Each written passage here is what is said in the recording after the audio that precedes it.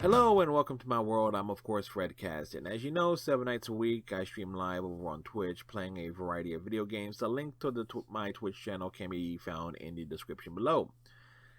I am a baseball fan. There is no question about that. I may not talk about it much, but I do follow it fairly closely. Not as closely as I probably should, because my fandom for the sport is really tied to the Philadelphia Phillies, the team that it's in my area. It's that gets the most local coverage, and it's often at the forefront of the my sports mind, and followed by the Flyers, and in that tied for distant third would be the Sixers and the Eagles. But the Phillies are all in doubt my team.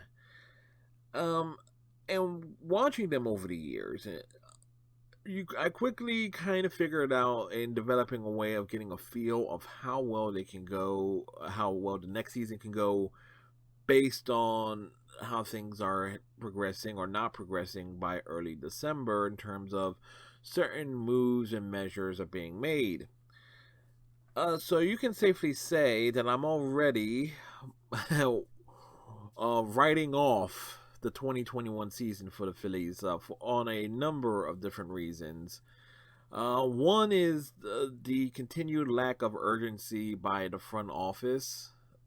Now, I fully understand and am fully aware of how the COVID-19 pandemic definitely put a hurting on any profit and revenue that the Phillies would have brought on in, even over the course of the 2020 season. No fans in attendance, and missing out on a huge chunk of television revenue. Uh, so yeah, they may not have the money to spend, but even prior to the COVID-19 pandemic, the Phillies were really not showing a sense of urgency. A lot of this falls onto the shoulders of Andy MacPhail and Matt Klentak, the latter of whom was removed from his position as team general manager. But then Andy MacPhail, along with Phillies managing partner John Middleton, continued to express again a lack of urgency in terms of wanting to find a general manager. Their justification for not doing their due diligence to finding a general manager, someone who could, who have that experience in overseeing a baseball operations and so forth, and in terms of being able to put together a competent team that would not be having a lot of the same problems coming back. It's just not there. Their justification for it is, who's going to want to uproot and move in the middle of a pandemic? Well, maybe somebody who wants the position of general manager of a Major League Baseball team to show what they can do and implement their style, put their fingerprints on a franchise, and so forth. There are many people out there who would want that position, but the Phillies are taking their time. There is actually a quote floating around that the Phillies will not find a new hire a new general manager before the year 2021, or it was like they will not get a new general manager until sometime next year, which will be from this point any time between January 1st and December 3rd at this point. So those are causes for concern. It's like, okay, is there anyone within the organization that they can put or promote with to that position and so forth? It's not common to promote from within, and the last time that happened, it really blew up in their faces with Ruben Amaro Jr. being who was the assistant GM, but so it's uh, behind Pat Gillick, but it is what it is there. The other causes for concern is the fact that the number of players that's been within the organization are being brought back yet again, and they have proven to be very, very, very ineffective and not good in any shape, way, or form. I don't mind the re-signing of Andrew Knapp. He's a solid backup catcher. He'll start 40 games. Spell an everyday catcher. But here's the other side of it. the team did not re-sign JT Realmuto. They did not do anything to lock in this all-star catcher, the best catcher in baseball, to a contract after they traded for him 2 years ago. So now he's more likely going to be he's going to end up playing for like the Yankees, because I think what was that, James McCann, I believe his name is going to end up with the Mets. So that more likely means Andrew Knapp is going to be the everyday catcher, because I don't think the Phillies have anyone within the minor league ranks who is capable of being an everyday major league catcher.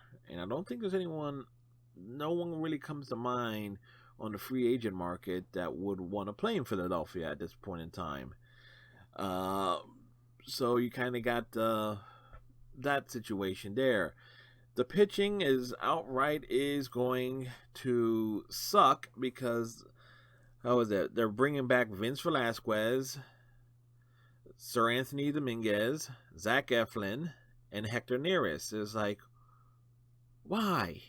These guys have proven to be terrible in their roles as starting pitchers and relief pitchers. Velasquez especially. Velasquez has like a career ERA through the first 5 innings. If you're lucky to get 5 innings out of him, that's well over 4. And I can't think of how often Velasquez actually made it past the 4th inning over the course of the last 2 seasons. Yeah, he more likely has, but every time I watched and see him pitching, it's like he's ends up being gone by the 3rd inning most of the times, because he gets lit up. He may pitch very well in the 1st inning, and then it falls off the proverbial cliff in the 2nd, 3rd, and 4th and 5th innings. So I don't get why they're giving him another shot. Zach Eflin is better than Velasquez, but not by much. Eflin will give at least quality starts and keep you in a ball game, but then about the second time through an order, he'll start getting tagged up, and unless they have the offense to go behind, to give him some run support, Eflin's not good enough to be more than a 4th starter. So I don't see why they're giving him another shot at this point. Hector Neris and Sir Anthony Dominguez, okay, mediocre relievers, but nothing to get excited about. The bullpen was overworked and overtaxed and got greatly exposed, particularly those 2 last year. Granted, it was a short season, but we've seen these guys for a couple of years, and they're not exactly getting better.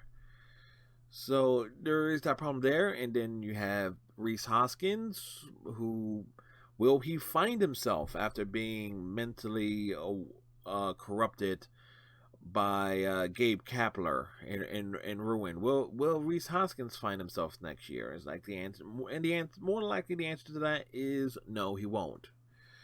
No, he won't. So the Phillies went out and hired Joe Girardi, and yes, the 2020 season was what it was, but they didn't give him anything to work with, and they're not going to give him anything to work with in 2021.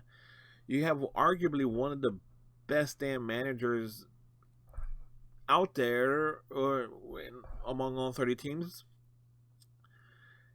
and he has nothing to work with in terms of this team at this point in time. It's like we have a big hole offensively at first base. We don't have an everyday catcher. Our middle infield's a joke. And our outfield is probably the weakest hitting it's been in quite some time. So it is what it is there. So I'm just going to say right now that I'm just writing off the 2021 season, and hopefully things will turn around in 2022, but I doubt it. I really doubt that the Phillies are going to be contenders for a wild card spot before the year 2030. I really doubt it. I hope I'm wrong, but it's this is really going to be looking like a decade of very reminiscent of the 90s. We may have one fluke year where where everything might come together, but it don't look good. It definitely does not look good. Anyway, that's my opinion. I hopefully will be wrong, but we'll see. So with that, of course, again, I'll be streaming live on Twitch as I do every night. I'll be sure to come over there, hang out, and so forth as I do something or other on a 7-night basis. So tighten your friendship bracelets, stay safe, have a good one.